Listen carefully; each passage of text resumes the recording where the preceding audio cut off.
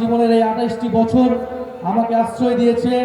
এখন আমি চাই এই ঢাকা 11 মানুষের প্রতি যে আমার ঋণ, সেই ঋণ শোধ করতে। আমরা 11 দলের পক্ষ থেকে আপনাদের উদ্দেশ্যে কিছু কথা বলেছি।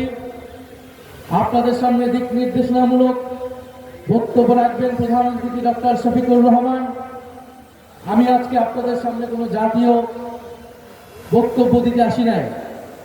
আমি আপনাদের সামনে এই এলাকার সন্তান হিসেবে, এই এলাকার একজন প্রার্থী হিসেবে আমি আপনাদের জন্য একটি কথা বলতে চাই।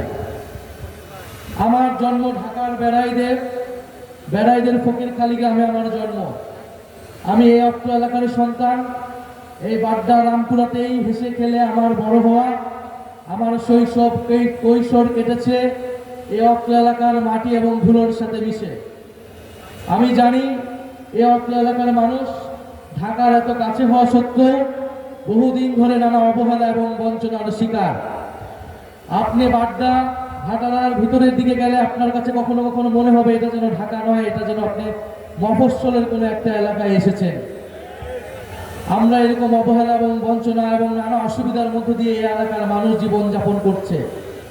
কিন্তু জুলাই গণ অভ্যুত্থানে এই বাড্ডা রামপুরা হয়ে উঠেছিল আন্দোলন এবং প্রতিরোধের অন্যতম হটস্পট। আপনাদের মনে আছে কিনা? অবশ্যই মনে আছে। এই বাড্ডার রোডে, এই রামপুরা ব্রিজে প্রাইভেট বিশ্ববিদ্যালয়ের শিক্ষার্থীরা, মাদ্রাসার শিক্ষার্থীরা এবং এলাকাবাসীর সম্মিলিত প্রতিরোধে ফ্যাসিস্টরা পিছু হটতে বাধ্য হয়েছিল।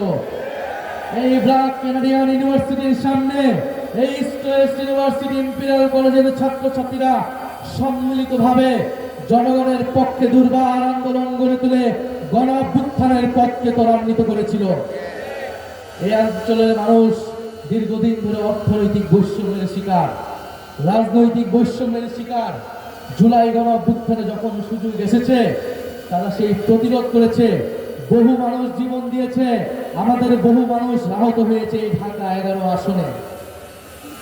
আমরা 1971 সালের ইতিহাসেও দেখব এই বাড্ডা, এই বেড়াই, এই ডামরার এই সাইডে মুক্তিযোদ্ধারা অবস্থান করতেন। তারা নৌকা দিয়ে এসে এখানে এসে অপারেশন করে আবার পালিয়ে যেতেন। জুলাই গণ অভ্যুত্থানের সময় আমিও কয়েকটা দিন এই অত্র এলাকার বিভিন্ন জায়গায় পালিয়েছিলাম। এই ঢাকা 11 আসন আমাকে আশ্রয় দিয়েছে। জুলাই গণ অভ্যুত্থানের সময় আমার জীবনের এই 28টি বছর আমাকে আশ্রয় দিয়েছে। এখন আমি চাই এই ঢাকা 11 মানুষের প্রতি যে আমার ঋণ, সেই ঋণ শোধ করতে। আপনারা যদি আমাকে এই নির্বাচনে সেই সুযোগ দেন, ইনশাল্লাহ আমি আমার বাকি জীবন ধরে আপনাদের জন্য সেই ঋণ, আমি আমার দেশের, আমার মাটির জনগণের জন্য সেই ঋণ আমি পরিশোধ করতে চাই।